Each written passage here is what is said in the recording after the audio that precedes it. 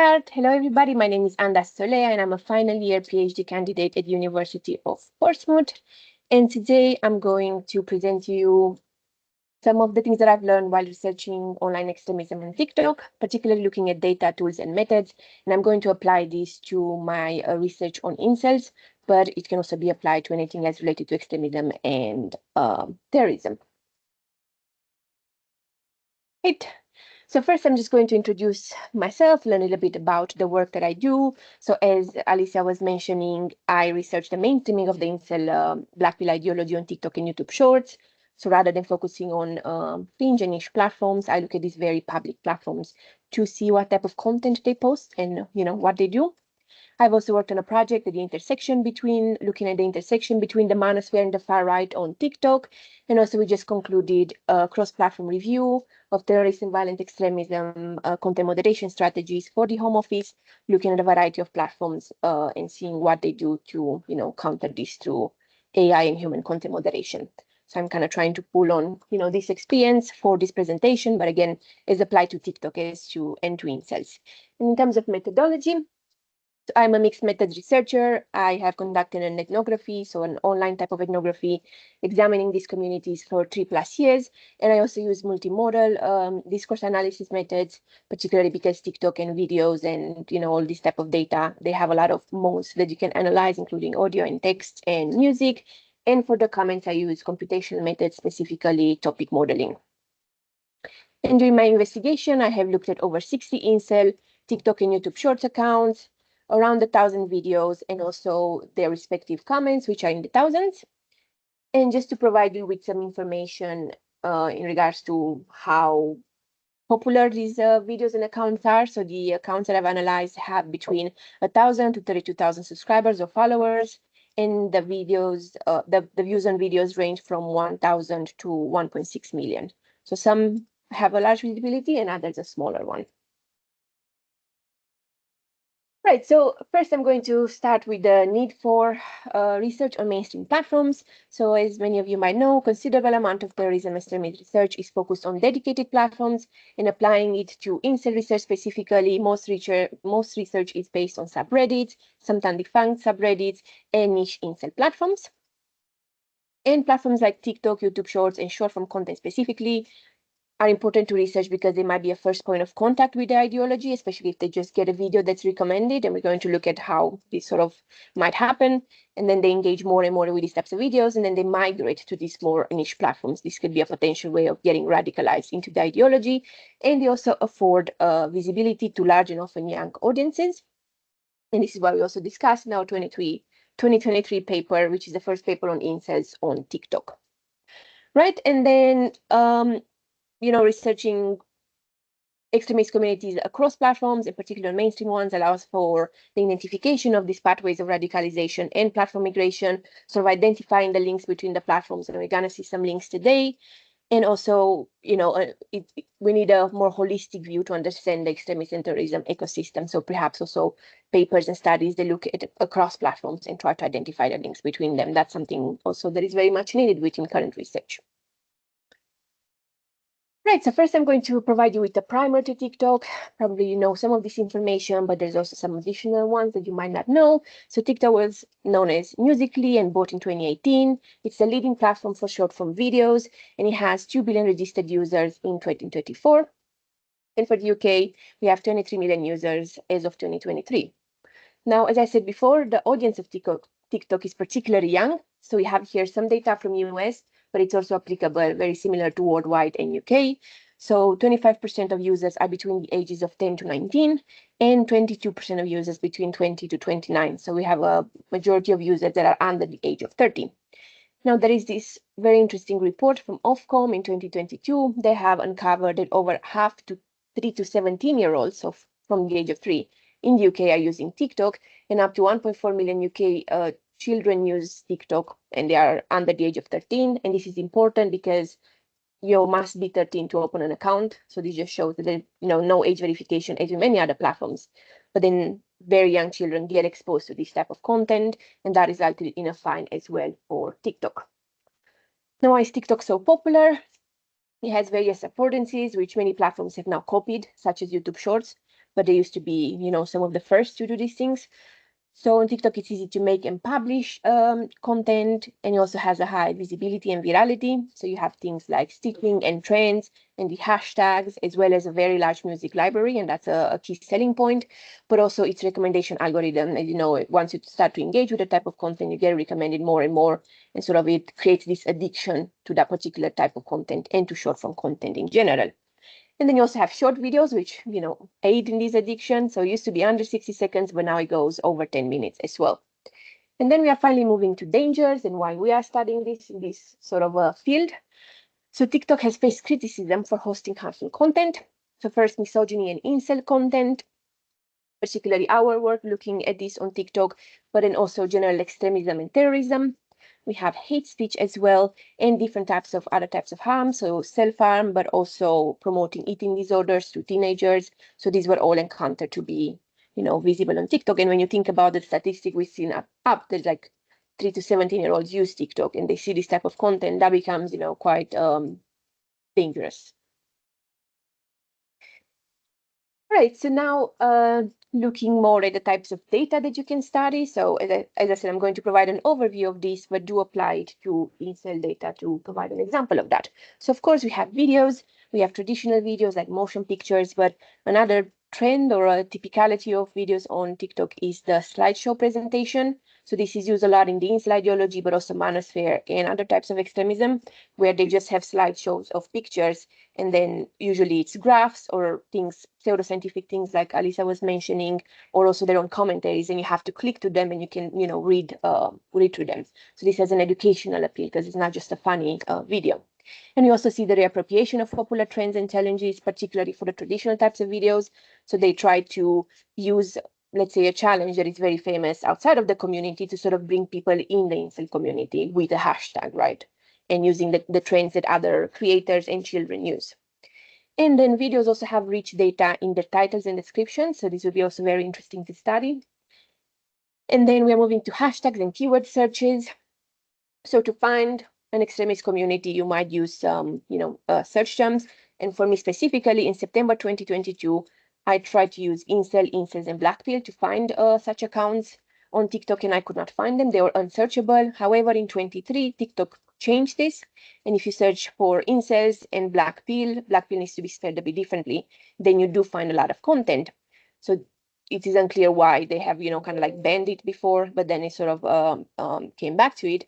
But what I've done then is to use related terms in 2022. So I used the word hashtag lookism to find incel-related content. And from there, I've seen that they use similar words that we've seen in research, such as looksmax, but also sub-5, which is which I only uncovered on TikTok, right? The sub-5, they refer to themselves as sub-5s. So this was a TikTok-specific way of identifying the incel ideology.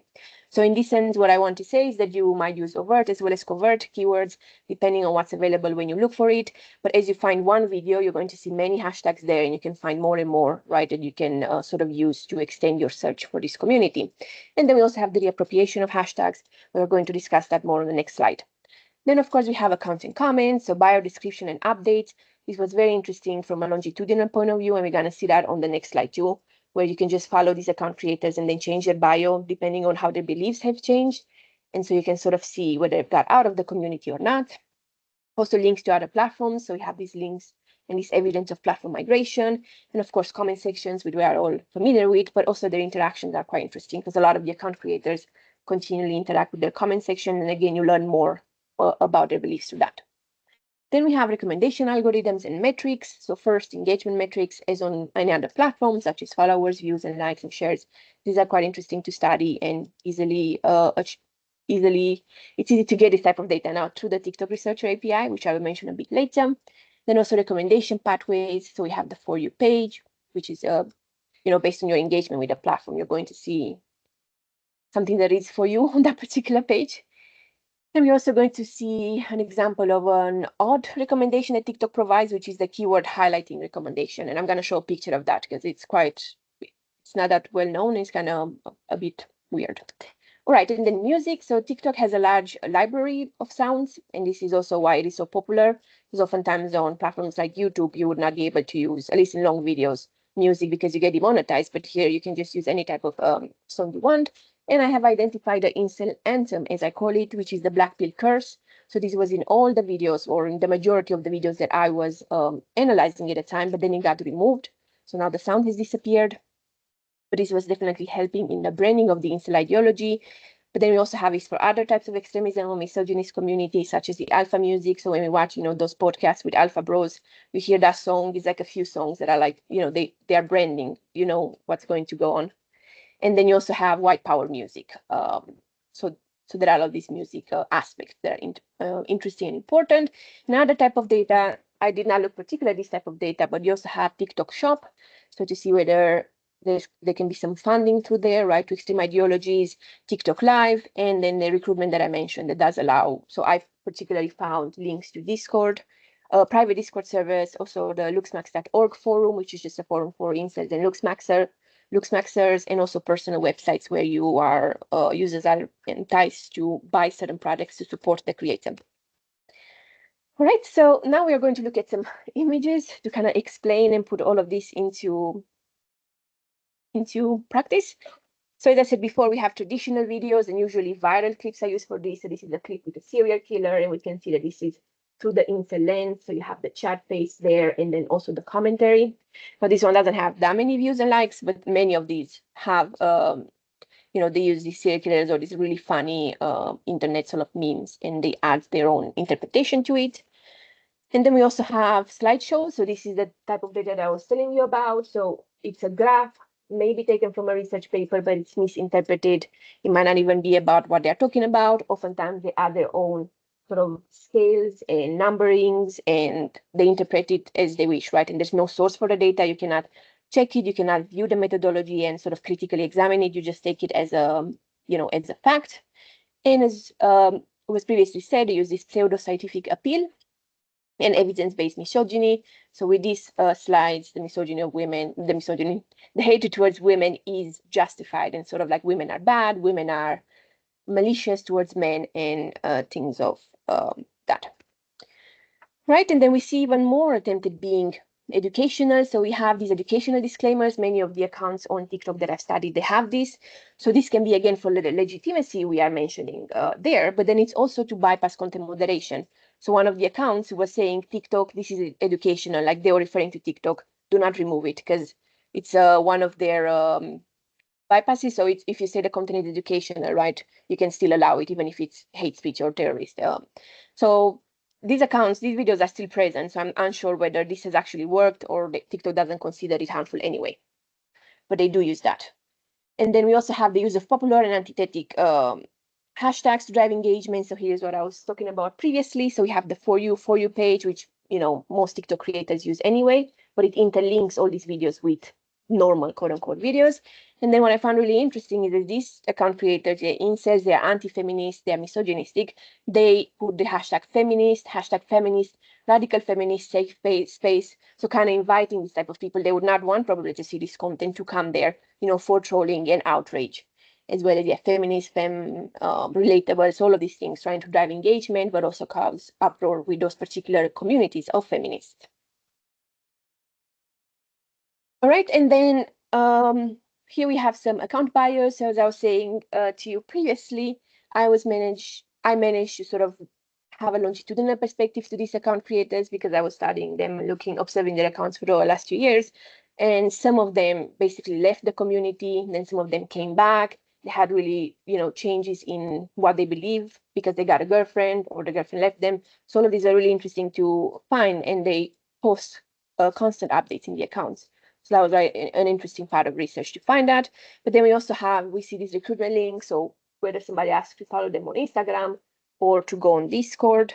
And this particular Discord server was popularized quite a lot. So even videos had joined the Discord server. And this is a Discord server for incels. And then this Meet for You, it's from a private website that was linked where the incel creator offers a newsletter, and you can buy something sort of to sponsor them and to help them. So like we can see this sort of like recruitment there. And then this recruitment is also done, or like the link to alternative platforms is also done implicitly. So many of the pictures that I've seen, especially in the pseudo-scientific formats, are from the forum luxmax.org. And then also if you search for particular words that are being disseminated here on Google, you're going to get recommended this forum because they are the ones that sort of popularize and explain this terminology, and they find all these pictures and then edit them. So the TikTok creators, they just quote unquote steal these people's work in a way, right? And just put it on TikTok without doing that much work on it. And so this is what we call the normification, when the content comes from looksmax.org, but it's being normified and brought to the masses onto TikTok. Right, and then we have various types of data based on term search. So if you are interested in research here, you can see, you put a hashtag, users, video, sounds, etc. A lot of type of data that you can look for, and the recommendation of different spelling. So this is quite useful. You search for the hashtag black pill, and they give you many other hashtags that you could use and investigate. It's useful from a researcher perspective, but then also from an audience perspective, they can find, more content and more accounts to engage with. And this is what I was telling you about automatic lookup. So I haven't seen this often, but this is a hyperlink in the comment section, right? So this commentary says, looks like you should rope max. And somehow automatically TikTok has chosen to hyperlink this. And if you click on it, it's going to take you to a page where people discuss rope maxing. And if you're not familiar with this ideology, that means to kill yourself. So TikTok has chosen to highlight this particular word out of all of them. And then you can click on that and see it's mostly incel related, but it is quite dangerous, right? To see all these videos about how to kill yourself. And there's no explanation why they do this. I try to search everywhere, but they don't say why this happens, this highlighting. Right, and then we have music. So it's key in branding, key in forging group identities, and also in recruitment. A very interesting paper there for Waltman, if you're interested in it. And then we have the Black Pill Curse. So this is like an incel anthem. There are many other songs, but this one is specifically made by an incel for incels. This was taken down. It's unclear if TikTok took it down or the creator, but then many other edits were created, and they are still available on TikTok, as it happens on social media. And we also have, well, I don't have an image with this, but TikTok Shop. So I was looking for Luxmaxing a few months ago, and I found a t-shirt with Luxmaxing that you could buy, but now it's no longer there, so I didn't include that. But that would be interesting to see for any other extremist communities. Like, do they have any things that they are selling that could be funding their ideology, right? And it's in more implicit and covert ways than on other platforms. All right, so that has been the main part of what type of data we can see on TikTok. And now I'm going to talk to you a little bit about how to collect data, which is going to be, very brief. So of course, get an ethics approval before you start looking at this type of data. And then there's manual collection, right? Especially for qualitative analysis is useful for observation and screenshots. But if you need large amounts of data, you can also use web scraping. And this is, very exciting news for us researching in Europe that TikTok has launched the Researcher API in 2023, last summer. So it is very good and it makes it easier to access the data. However, it has some limitations. So there's limited access to data. When I was collecting it a few months ago, it was only 1,000 comments allowed per video. Some of the videos don't have that many comments, but other ones are like, there's thousands and thousands. So you only get a snippet of it. Also query quotas, you can get just, limited amount every day. And then also the slides videos were excluded. And this was particularly painful for me because the majority of my Install creators, they post slides, but then the slides are not downloaded as a video. So I had to do that manually, which was really, really annoying. And also certain accounts excluded, and there are other limitations. So if you are interested in this, you can just read a bit more about it. Then there's also open source tools. There are less restrictions for this. However, they are impacted by regular changes, and they are frequently breaking. So that's something to keep in mind. And of course, there are third-party services, which I definitely don't recommend because they are expensive and they are based on the same tools. So they are unreliable and expensive. But these are some ways of collecting data from TikTok. And now just to end on the analysis. So I'm just presenting some data analysis methods, particularly the ones, I have experience with. So it's by no way an exhaustive list. But I, of course, recommend qualitative analysis. And here I have the example of an ethnography by Cosinet. It's a very useful book to get started with this, where you engage with the community, or like observationally based, where you keep looking at them, right, for a prolonged term of time, right? And then also we have multimodal analysis, which is so important for this type of content, where we have textual things and videos and images, as well as audio, and how they all combine together to create, a story of what the people are saying. And then we also have quantitative way of analyzing data, so particularly metric statistical analysis. So this is also what I'm looking at, because I was telling you that some of the videos have this pseudoscientific appeal, others have an emotional appeal, and others just solely, disgrace and degrade women. So I'm also trying to see which one is more popular between all of these formats, which one brings more engagement. But then also quantitative methods are useful for the cross-platform research because I'm also comparing it to YouTube Shorts. And then, of course, we have computational and mixed methods. And, I'm very much partial to this. They are complementary. They allow for data triangulation and getting a full picture. And you can get, the granular analysis from the thematic analysis and then the bird's eye view with computational methods, which is what I'm doing for my comment section. So I don't have to go through each one of them just to get the overall trend in what's being said. All right, so the final reflections and takeaways. So TikTok seems to be a breeding ground for extremist ideologies and harmful content. And I discussed this normification of extreme ideologies that we discussed in our paper, but also the ZU talks about it. And so it's how you bring these ideologies and beliefs onto the mainstream from these fringe platforms. And we also see that they are sort of escaping moderation to obfuscation methods and using things like educational and, a lot of other obfuscation methods they use as well. But on the bright side, or at least for us researchers, TikTok is rich and has a lot of, rich and varied data, so you can do so much with it. It's an emerging research space, so there needs to be more research done on this, so it's a great place to start. And also the researcher API, while it has limitations, it does facilitate the research on the platform. And as I also said, the variety of qualitative, quantitative, and mixed methods to be used, because as I said, it's like so many regions, so many places that you can look at.